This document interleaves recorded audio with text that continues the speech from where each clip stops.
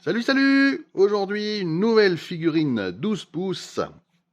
Figurine qui représente un personnage aux allures sympathiques, issu de l'univers DC. C'est une figurine qui n'est à nouveau pas sous licence officielle. C'est donc un produit dérivé qui n'a pas le nom officiel de la figurine. Je vous présente Poison Ivy de chez X2Y, X2Y, X2Y, une marque que je ne connais pas non plus, pas plus que BBK la dernière fois quand je vous avais présenté la Hellgirl. Je vous mets le lien ici. Donc voilà, ils savent même pas écrire figure. Figure, mais bon, voilà.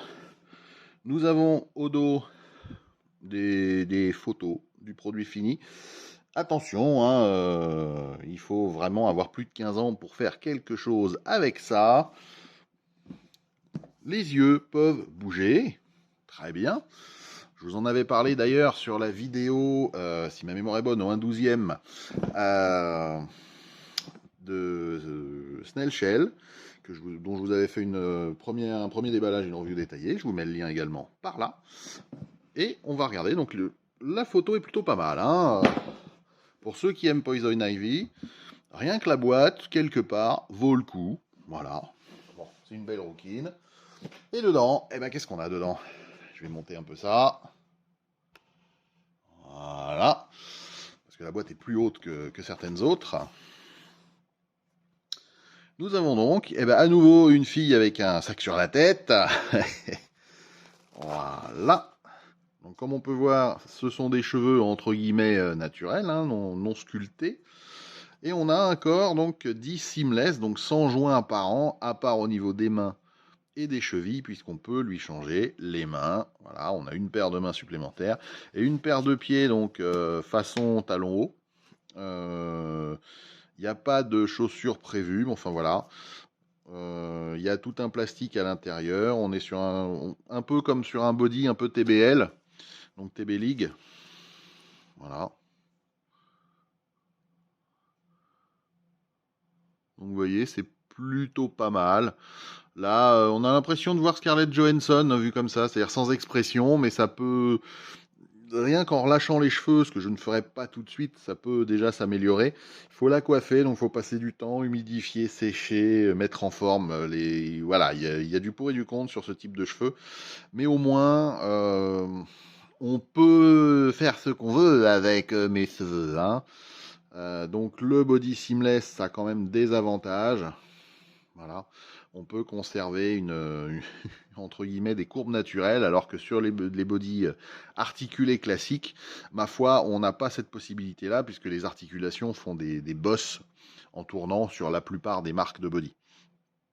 Donc voilà, elle a une espèce de body justement en feuille de lierre, puisque Poison Ivy c'est du lierre, qui est plutôt réussi à mon sens. Il faut reprendre, à mon avis, la peinture pour mettre un peu plus de contraste.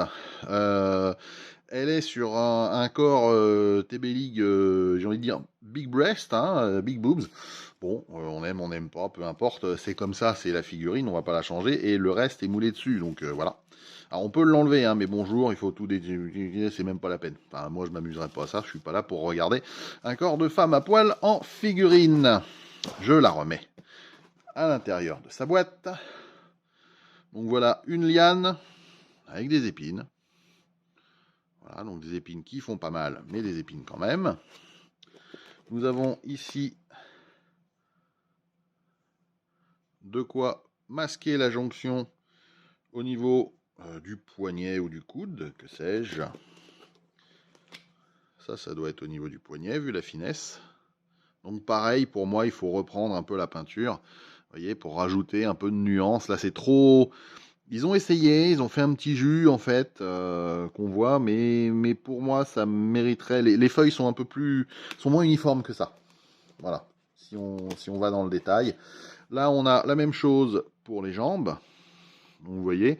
Alors le dessin, moi, me convient bien. On voit bien que c'est de la liane et de la feuille, donc ça, pour moi, ça représente quand même assez bien ce qu'on peut imaginer sur le personnage. Certains la préféreront plus dévêtue, certains, voilà. Bon, après, chacun a sa propre vision d'un personnage systématiquement, et on ne peut pas adhérer à tout. Moi, j'ai mis beaucoup de temps à trouver une Poison Ivy qui me convenait. Celle-ci me convenait encore plus quand elle était en promo autour de 120 de mémoire, frais de port compris et frais de douane compris. Donc c'est quand même une bonne affaire pour une figurine 12 pouces aujourd'hui, là où les produits sous licence vont minimum à 200, 250 euros, quoi. Voilà, hors frais de port, hors douane pour la plupart.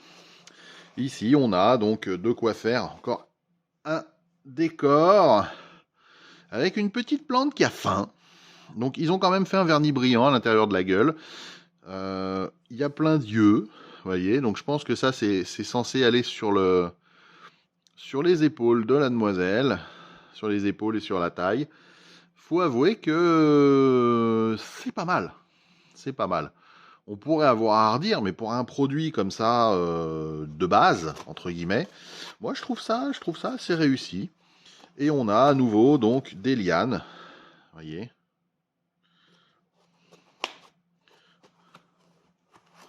Donc ils sont très rigolotes, alors elles sont très rigides, hein. Très très rigides, voilà.